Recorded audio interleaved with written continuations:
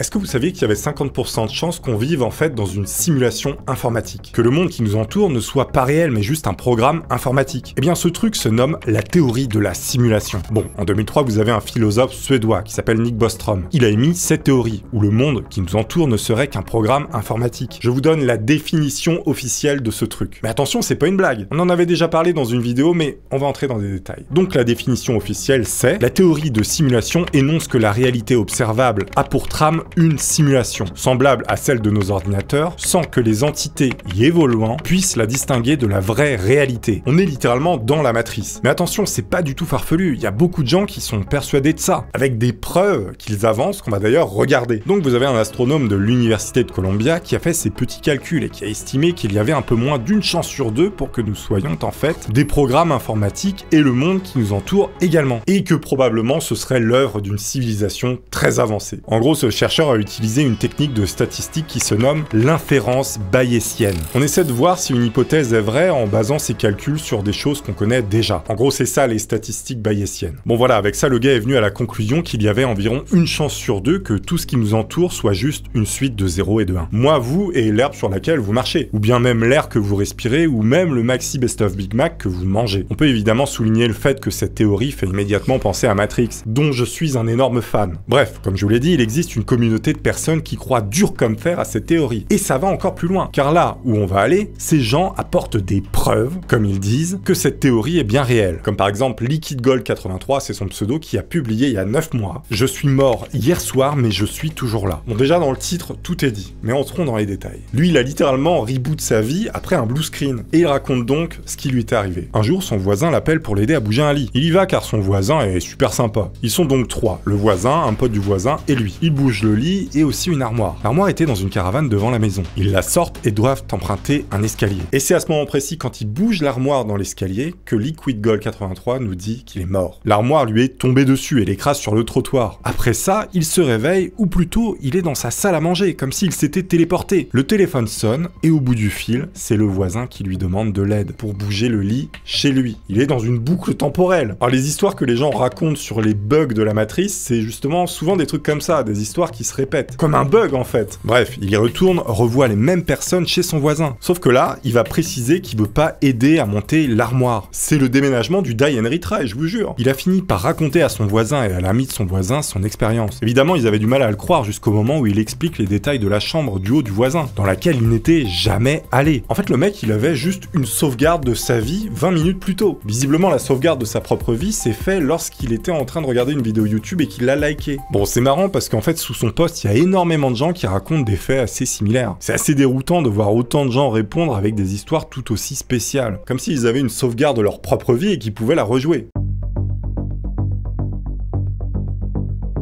Attendez, c'est pas fini parce que vous avez également le témoignage d'une jeune femme qui est assez bizarre, c'était il y a 7 mois à peu près. Donc cette femme, sous le pseudo de Pixie, était chez elle, à l'étage de sa maison, avec son mari, en train de ranger le linge. Leur fille de 17 ans est en bas et elle fait à manger. Elle appelle donc ses parents pour qu'ils viennent manger, car le repas est prêt. La mère et le père arrivent de l'étage et empruntent l'escalier. L'escalier en bois qui craque et qui fait du bruit, où il est impossible de ne pas savoir si quelqu'un est juste derrière soi. Ils sont donc dans l'escalier et son mari est juste derrière elle. Il la suit, de très près. Il chatouille même sa nuque, comme il a l'habitude de faire. Et au moment précis où la femme touche le sol en bas de l'escalier, elle se retourne pour demander quelque chose à son mari, persuadée qu'il est à quelques centimètres d'elle, car il vient de la chatouiller. Sauf qu'il n'est plus là. La femme s'est figée de terreur. Elle lève la tête et voit son mari tout en haut de l'escalier, sur la première marche, comme si il n'était jamais descendu avec elle. Le mari est totalement blanc et il tremble de tout son corps. Elle lui demande immédiatement comment c'est possible et qu'est-ce qu'il se passe. Et le mari répétait sans arrêt: je ne sais pas, j'étais derrière toi et avant de toucher le sol, après la dernière marche, c'est à ce moment précis que j'ai été ramené à l'étage. Après ça, la femme en question a commencé à enregistrer avec son PC la nuit les sons qu'elle pouvait capter chez elle. C'est marrant parce que là, on dirait qu'on est encore sur un chargement de sauvegarde de la vraie vie. Admettons que la théorie soit vraie sur le fait que tout soit une simulation. Eh bien, ce serait vraiment un chargement de sauvegarde parce qu'il y a eu un problème quelque part, donc ça reboot. Ce qui est rapporté assez souvent, ce sont des glitches, donc des bugs probables que les gens racontent. Oui, car un système informatique peut avoir des bugs, quels qu'ils soient. Il est possible que le film Matrix ait finalement stimulé l'imagination des gens à ce niveau-là. Et justement, il y a des gens là-dedans qui rapportent des bugs comme dans Matrix, de choses qui se sont produites 2 fois dans la réalité. Notamment des personnes qui disent avoir vu passer 2 fois un animateur animal au même endroit, et qui faisait exactement la même chose, donc vraiment une copie conforme de ce qu'ils ont vu déjà. Souvenez-vous cette scène dans Matrix quand le chat noir apparaît 2 fois, et que le groupe avec Neo se rend compte qu'il s'agit d'un bug de la matrice et que ça va mal finir. Ou bien encore, des personnes parlent de sensations de déjà-vu. Vous savez, ces moments où on est persuadé qu'on a déjà vécu quelque chose. Et bien pour eux, en fait, ce serait tout simplement un bug de la matrice, ou un reboot. Attention, moi je suis partisan de rien, je fais que vous raconter l'histoire. Il y a Sariduri aussi qui nous raconte son histoire qui est assez poignante. Il y a 8 ans, son ami qui fabriquait des bijoux lui avait offert 2 boucles d'oreilles. Sauf qu'elle en avait perdu une. Elle lui demandait souvent si elle pouvait refabriquer cette boucle d'oreille qu'elle avait perdue. Sauf qu'entre-temps, son ami est malheureusement décédé d'une maladie, sans jamais avoir eu le temps de refabriquer cette boucle d'oreille perdue. Tout ce temps, elle garda la boucle d'oreille unique dans une petite boîte. Elle ouvre la boîte, où elle avait rangé cette boucle d'oreille, et, sans pouvoir l'expliquer, il y avait de nouveau les 2 boucles d'oreille. Bon, là encore, on est un peu dans la poésie paranormale. Mais peut-être un glitch, encore une fois, on ne sait pas. Rappelez-vous, d'après le chercheur, il y a une chance sur 2 pour que cela soit possible. Donc on n'est pas à l'abri d'un bug étrange. Faut savoir que visiblement les bugs sont possibles avec vraiment tout. Comme ici, un chien qui est mort il y a 6 ans mais qui rejoint son maître à table. Son pseudo, Blake GT, il nous raconte son histoire qui s'est produite il y a 9 mois. Il a même pas terminé son repas qu'il est déjà en train d'écrire ce qu'il vient de se passer. Il est 8h10. Je dîne toujours au moment où j'écris ces lignes. Et je ne suis pas bourré, je n'ai pas bu d'alcool. Pendant que je mange mon repas, j'entends un crépitement au sol de la cuisine. Mais je n'entends personne bouger à côté de moi. Je continue de manger et quelques instants plus tard, je jure que mon chien était juste à côté de la table, en train de mendier de la nourriture. Il précise que c'était extrêmement rapide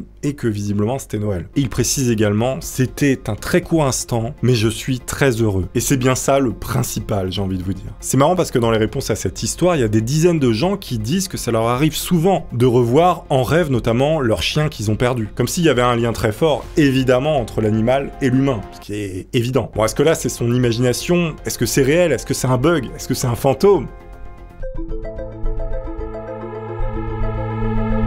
Il y a des gens qui disent également avoir vu le futur, notamment leur futur, carrément se croiser son soi du futur. Et sous le pseudo d'Adorable Albatros 74, elle nous raconte ce qu'elle a vu. Elle a d'ailleurs jamais raconté ça dans la vraie vie par peur qu'on la prenne pour une folle. Donc cette jeune fille était à la gare et elle revenait du travail. Elle attendait son train tout simplement. Pas très loin, elle voit un couple. Ce qui lui fait retenir son attention, c'est que ce couple parle la même langue qu'elle. Faut noter qu'elle est dans un pays où il est peu commun de croiser des gens avec les mêmes origines qu'elle. Donc elle observe et se rend compte que la femme lui ressemble fortement. Encore plus étrange, l'homme avec cette femme ressemble comme 2 gouttes d'eau à son petit ami actuel, mais avec 10 ans de plus. Il devait avoir un peu de cheveux blancs.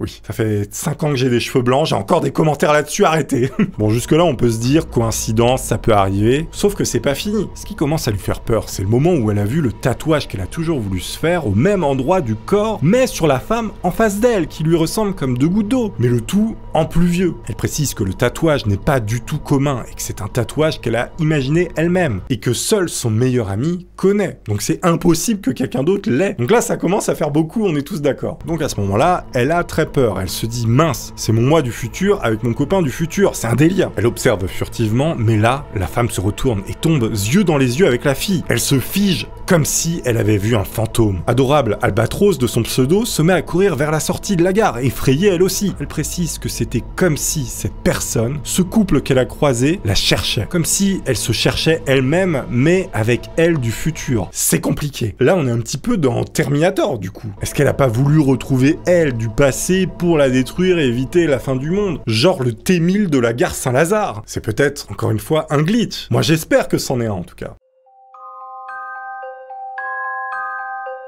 Il y a également Kéber qui fait des lives et des vidéos YouTube qui pense avoir capturé quelque chose de très spécial. Et il nous raconte son histoire. Donc Kéber, c'est un petit Twitcher et un petit YouTuber. Sa femme, elle est décédée en 2018. Elle aussi, c'était une joueuse comme lui. L'un de leurs jeux préférés, c'était Star Trek Online. Et après sa mort, le jeu et le streaming, c'est devenu un peu son exutoire. Donc le 9 janvier 2021 après-midi, heure du Royaume-Uni, il fait un stream normal en jouant à Star Trek Online. Il faisait exploser des trucs dans une mission. Il remarque un vaisseau qu'il aime beaucoup parce qu'il y a des canons dessus. Il est tout excité d'en créer un avec son personnage et c'est là qu'il s'exprime à haute voix sur ce sujet. In theory.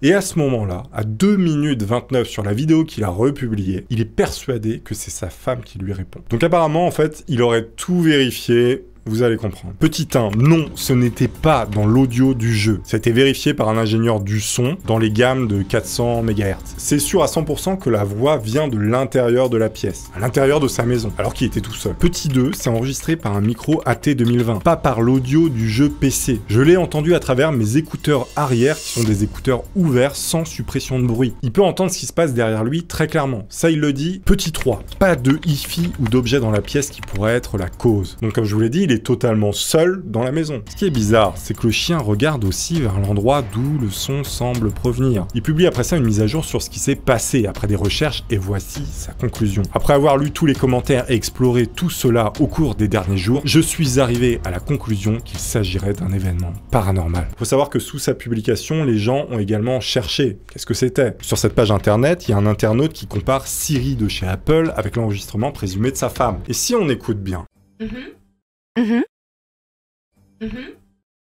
c'est vrai que c'est la même voix. On a vraiment l'impression que c'est Siri qui parle. Le gars affirme que son iPad n'était pas avec lui, ni son téléphone. Mais bon, le est vraiment identique. Je pense que parfois ce genre de théories peuvent être un support pour des gens dans une certaine détresse, qui veulent vivre finalement ce qu'ils expliquent, mais qui sont juste des coïncidences fortuites. Et parfois, il y a des récits qui sont plus difficiles à expliquer. Et peut-être que finalement, vous et moi sommes juste des disquettes binaires. Au revoir.